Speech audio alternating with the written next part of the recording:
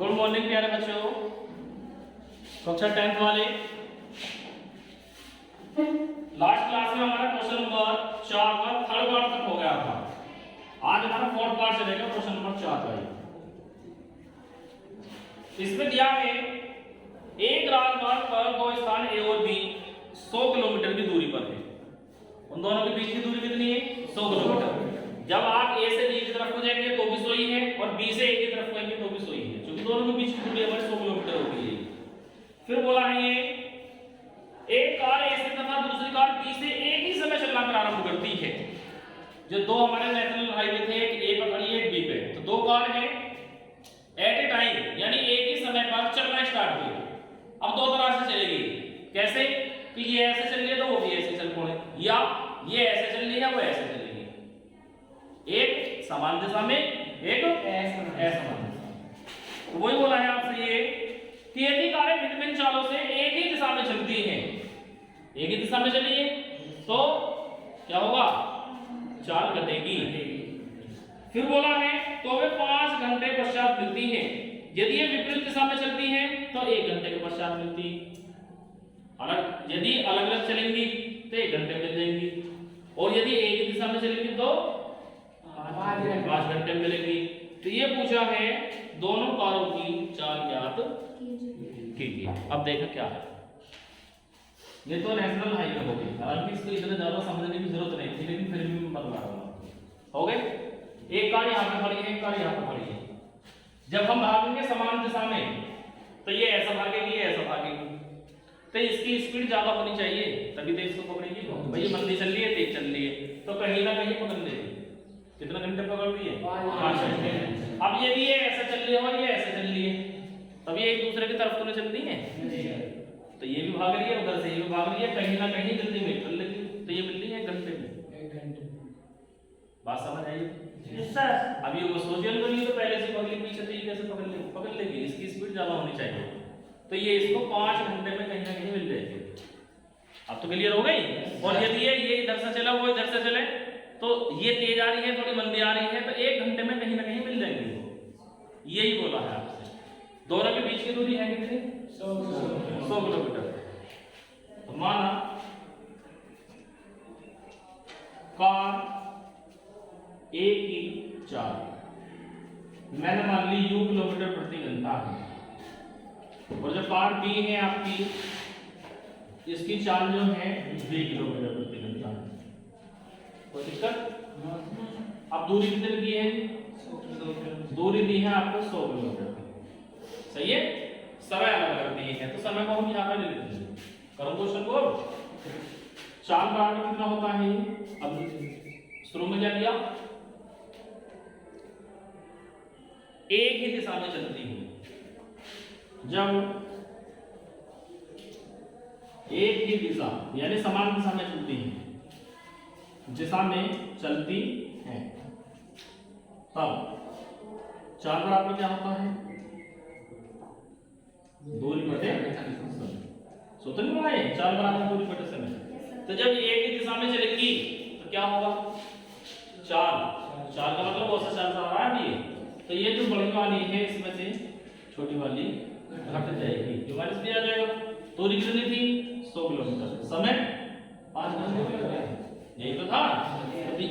20 बन जाए 100, u minus v equal to 20। समीकरण नंबर 1 आपको ये प्राप्त हो गई। उम्मीद है आप समझ गए। तो समस्या तो नहीं किसी को? अब नेक्स्ट में फिर क्या लिखेंगे? विपरीत दिशा की। जब विपरीत दिशा में चलती है तब फिर वही चाल बराबर दूरी बटे समय। चाल कितनी हो जाएगी? दोनों के दोनों जुड़ जाएंगे। दूरी कितनी है? दूरी अभी वही है 100 किलोमीटर। समय 1 घंटे का। चाल बराबर दूरी बटे समय से u प्लस v बराबर कितना आ जाएगा? 100। क्लियर? ये समीकरण नंबर कितनी आ गई? 2। अब समीकरण नंबर 1 में 2 को कोई सी भी विधि से हल कर लो। मैं इनको x y को मान सकता हूं, तो ये समीकरण x y में बन जाती है। u भी मान ली है तो u भी बन जाएगी। ठीक है। अब जो समीकरण नंबर 1 थी उसको इसके नीचे लिखो, लिख ले। अब क्या करने पर v भी दोनों एक से हो रहे हैं और चिन्ह एंटी है, जोड़ने पर बता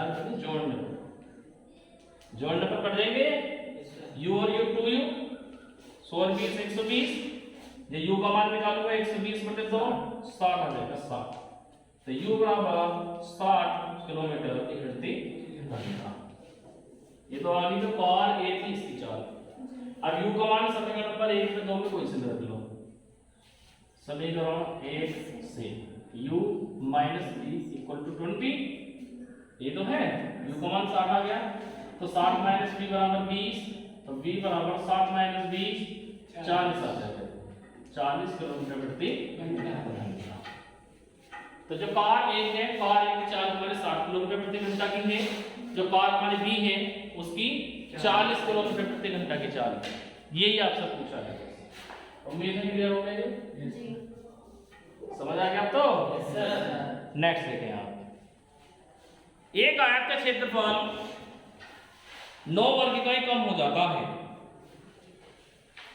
कोई एक आयत दिया आपको और ये 9 वर्ग इकाई कम हो जाएगा। आयत किसको बोलते हैं हम? एक वर्ग होता है, एक आयत होता है जिसके आमने सामने की भुजा हमारी समान होती है, समान हो, आयत कहलाता है। तो जो वर्ग होता है वर्ग में भी आमने सामने की भुजा बराबर होती है तो वो भी आयत कहलाएगा। जिसके आमने सामने की भुजा बराबर होती है और लंबाई चौड़ाई बराबर नहीं होती, लंबाई लंबाई के बराबर हो, चौड़ाई चौड़ाई के बराबर हो, ऐसे नहीं कि लंबाई चौड़ाई के बराबर होगी तो वो वर्ग कहलाएगा। ठीक है, जैसे आप इस हॉल में बैठे हैं तो ये आमने सामने के बराबर है, ये आमने सामने के बराबर है, तो ये आयत में बैठे हैं हम, ये आयत की मैपिंग बनेगी इसकी। ये बोर्ड जो है ये भी आयत ही है, ये और वो बराबर है, ये और ये बराबर है। हम इसको इसके बराबर नहीं कह सकते, जो दिख रहा है ये इसके बराबर नहीं है ना। यदि ये बराबर हो जाते चारों तो यही चीज वर्ग कहलाती है, स्क्वायर मान जाती है। ठीक है, और भी कंडीशन होती है कि जैसे डायगोनल है वो बराबर होने चाहिए, प्रत्येक कोण जो है 90 अंश का होना चाहिए, 90 अंश का। क्लियर? इसमें बोला है एक आयत का क्षेत्रफल 9 वर्ग इकाई कम हो जाता है तो इसकी लंबाई 5 इकाई कम कर दी जाए और चौड़ाई 3 इकाई बढ़ा दी जाए। कोई एक अखबार है, ये कोई पेपर है कॉपी का, ये भी हमारा आयत ही होता है। तो इस तरह से है ये कोई आयत है मेरे पास में, इसकी मैंने लंबाई x मान ली है, चौड़ाई मैंने y मान ली है।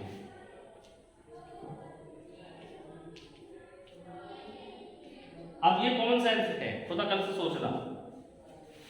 यदि मैं इसको थोड़ा कम कर दूं और इसको बढ़ा दूं तो कोई जरूरी नहीं है कि क्षेत्रफल मेरा जो था ऐसा का ऐसे है।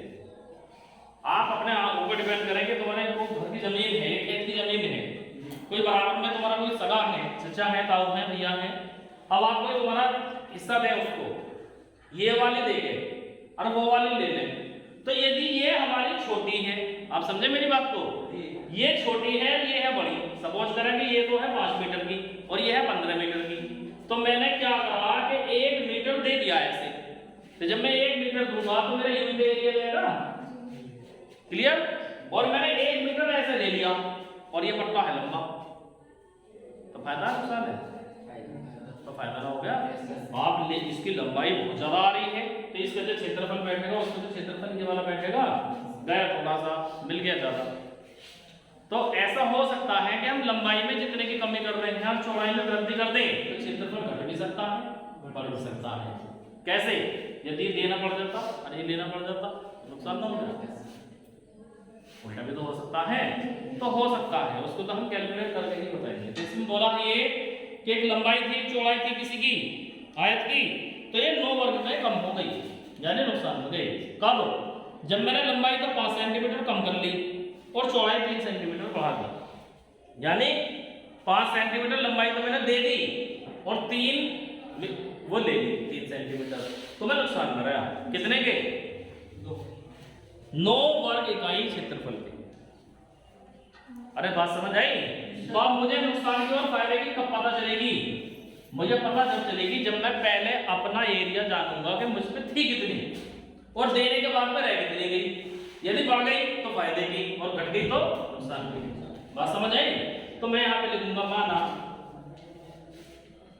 आयत का क्षेत्रफल आयत की लंबाई कितनी है x और चौड़ाई कितनी है y। तो इसका क्षेत्रफल कितना बनेगा x गुणा y का बन जाएगा, लंबाई गुणा चौड़ाई यानी xy बन जाएगा। और इस क्षेत्रफल को मैंने a मान लिया, a फॉर एरिया। तो a बराबर xy आ जाएगा। इसको समीकरण नंबर 1 डालना। ये कौन सी है, ये किताब वाले नहीं है अभी, ये वो है जो मेरे पास में थी। मैंने मान लिया कि मेरे पास में लंबाई x है चौड़ाई y है, तो क्षेत्रफल xy का हो गया। अब मैं इसमें से ही दूंगा, इसमें से ही दूंगा और इससे कंपेयरिंग करूंगा कि मेरी घट रही है तो नुकसान हो गया और बढ़ रही है तो लाभ में जाऊंगा। समझ आई। अब देखें तो इसमें क्या बोला है, सब प्रश्नानुसार। अब प्रश्न में पहुंचेंगे हम, जो क्वेश्चन में कह रहा है लंबाई और चौड़ाई।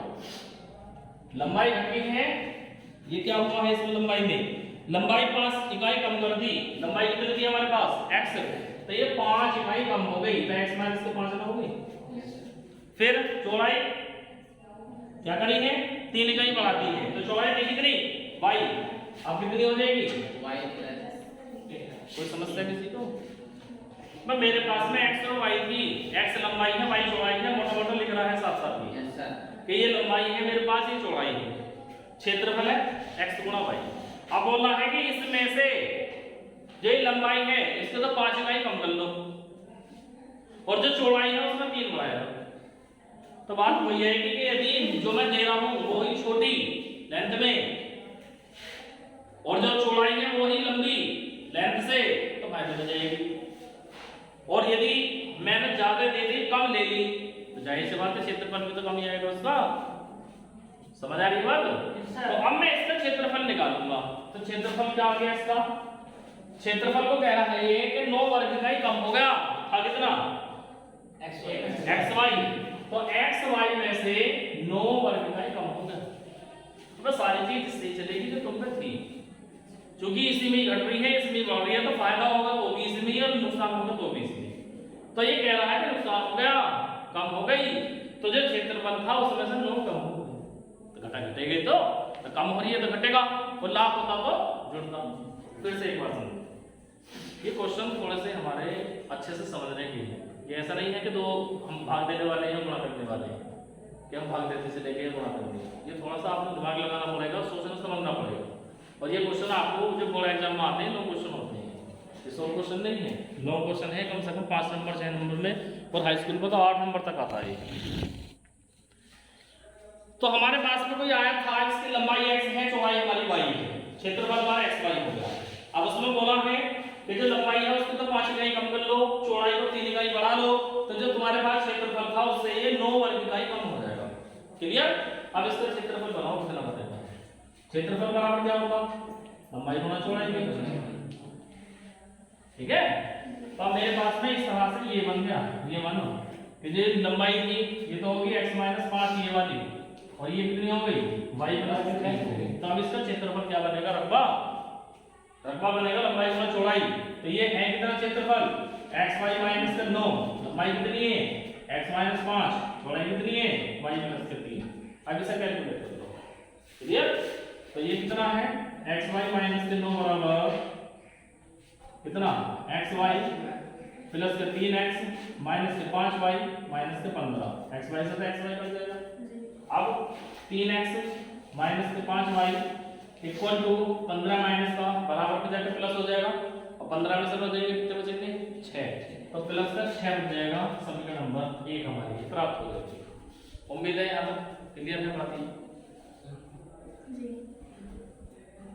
मेरे भाई जो अब नया आयत बन के आया है इसका क्षेत्रफल निकाल दिया मैंने, और जहाँ पे xy आ रहा था ये वाला a का मैंने मान रख दिया, यहाँ पर जो क्षेत्रफल था पहले वाले क्षेत्रफल में से 9 कम हो गया, बस जो घटा काट दिया।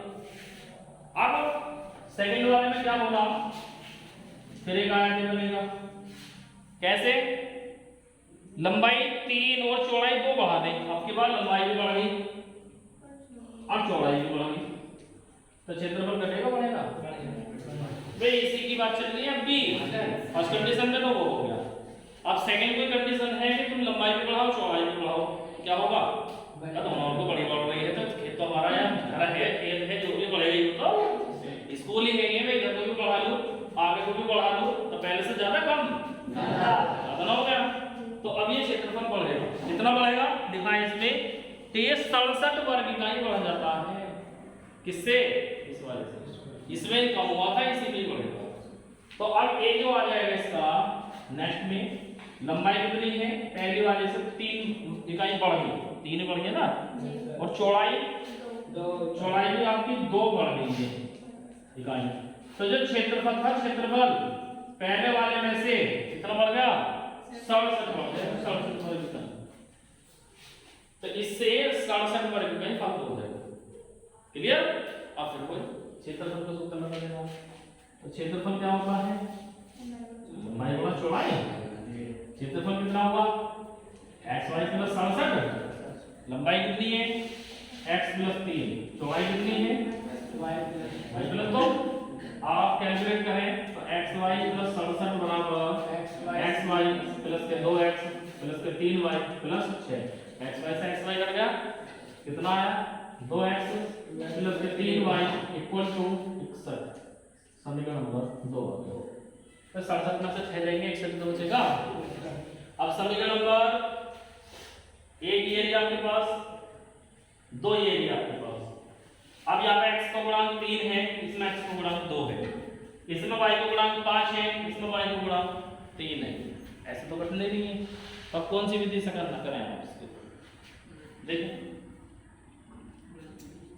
प्रतिस्थापन, वज्र गुणन, विलोपन में सब पढ़ा चुका आपको। तो ये y वाले x से बनाना है, तो y वाले x से बनाने के लिए क्या करना पड़ेगा? यहाँ पे 5 से 3 नहीं बन सकता, 3 से 5 नहीं बन सकता, लेकिन 15 तो बन जाएगा।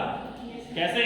कि इसमें तो 3 की गुणा कर लो, 5 से 15, और इसमें 5 की गुणा कर लो, 3 5 15। क्लियर है? तो इसमें तो हम गुणा कर रहे हैं 5 की दोनों पक्षों में, कितना बनेगा? 5 दूनी 10x, 5 के 15y, और 5 एकम 5 और 6 पंजे 30, ये बन गया 305। समीकरण नंबर 3 मान लो, ये एक ही है समीकरण। अब ये जो थी एक वाली, इसमें हमने 3 की गुणा कर ली, 3 की, ठीक है? तो जब मैं 3 की गुणा करूंगा तो 3 किया 9x माइनस के 5 किया 15y और 6 किया 18। ये समीकरण नंबर 4 हमारी प्राप्त हो गई। किससे? समीकरण नंबर 1 से। यहाँ पे लिख लो समीकरण 1 में किसकी 3 की गुणा करूंगा। यार यहाँ भी कर सकते थे, नीचे कोई नहीं कर लेते। इन दिया 9x माइनस के 15y इक्वल टू 18। ये एक ही बात है, क्योंकि कोई चेंज भी नहीं है, दोनों एक ही है। तो ये हम अपनी जरूरत के अनुसार हम थोड़ा भाग कर लेते हैं। यहाँ तक क्लियर है? ये मैंने ऊपर नीचे रख दी। अब दोनों y वाले एक से बन गए। जब एक से बन गए हैं तो क्या करेंगे? जोड़ नंबर। क्यों? क्योंकि दोनों के चिन्ह हमारे कॉन्टरनेट आ रहे, एक प्लस एक माइनस, तो ये जोड़ने भी करते हैं। हट गया। अब दशमलव कितने होते हैं? 19 है। 305 और 18 323। x का मान निकालेंगे तो 323 को 19 से भाग देंगे। जब 19 से भाग देंगे 19 से 19 कितने बचे?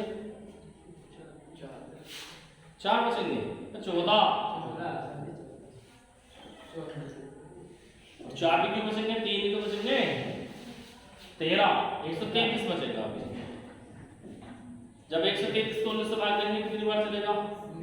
19 सत्ते 133, तो 7 बार आ जाएगा। यानी x बराबर कितना आ गया?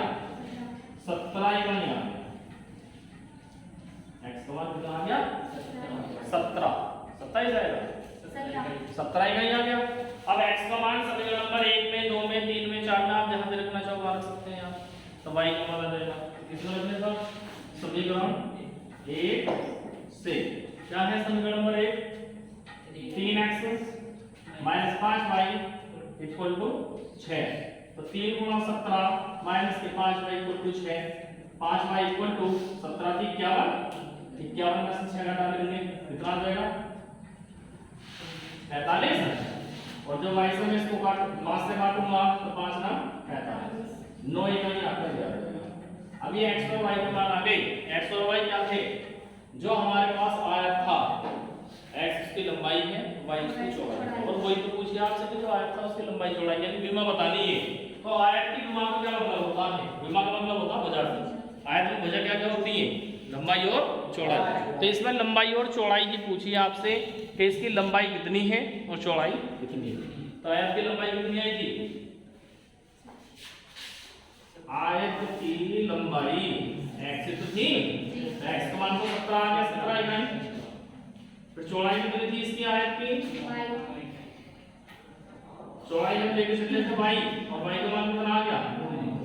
9। यही आपसे पूछा है। उम्मीद है यहाँ तक समझ आ गया। क्वेश्चन थोड़े से बड़े हैं, मुश्किल नहीं है। ऐसा नहीं है कि समझ नहीं आएगी, सब कुछ समझ भी आएगा, लेकिन प्रैक्टिस करनी पड़ेगी आपको। इस क्वेश्चन को आप 2 बार 3 बार घर जाकर करके देखें, समझ के अपने हाथों से अच्छे से क्लियर हो जाएगा।